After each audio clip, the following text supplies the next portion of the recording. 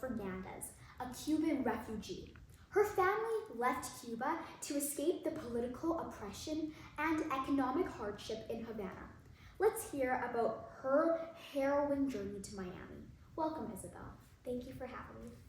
If you could describe life in Cuba in one word, what would it be and why?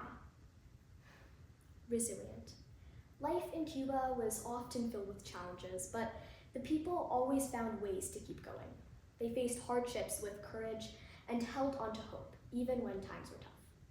That is a very inspiring message, Isabel. How did you feel when you first realized you had to leave your home, Cuba, with your family? I felt scared and sad, knowing I had to leave everything I grew up with, my friends, my home, and the life I knew. At the same time, I felt hopeful because I understood that leaving was necessary to create a better future for me and my family. Can you tell us about some of the most dangerous or frightening moments during your journey to the United States? One of the most frightening moments was when our boat began to sink in the middle of the ocean. I remember panic set in. The fear of losing everything was overwhelming, but staying close as a family gave us the strength to push through. We reminded each other why we were doing this, and we refused to give up. Were there moments during your escape when you thought about turning back? What kept you going, Isabel? There were moments when I felt overwhelmed and exhausted, but the thought of turning back never entered my mind.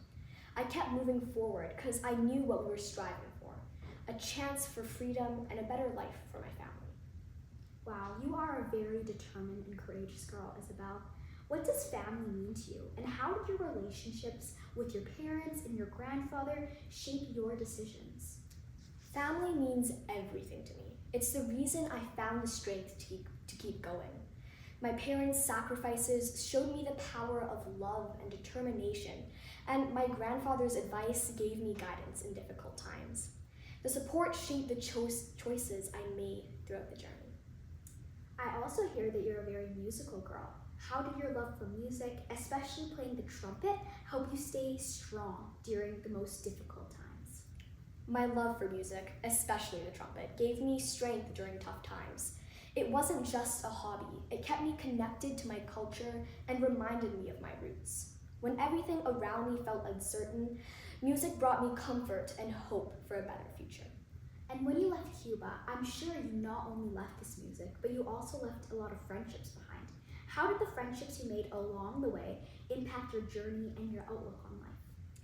The friendships I built during the journey had a big impact on me. They reminded me of the importance of working together and supporting one another. Knowing that others shared my struggles gave me strength and made the journey a little easier. Definitely. And if you could speak directly to the leaders who created these conditions that led you to flee Cuba, what would you say? I would ask them to reflect on how their actions have affected the lives of so many people. No one should have to leave their home because they have no other choice. I would urge them to build a fair society where people can feel safe and create opportunities where people can feel hopeful in their own country. And now that you've moved from Cuba to America, how has your perspective on hope and freedom changed ever since arriving here? Hope and freedom feel more tangible to me now. I realize they are not guaranteed. You have to work for them, fight for them, and protect them.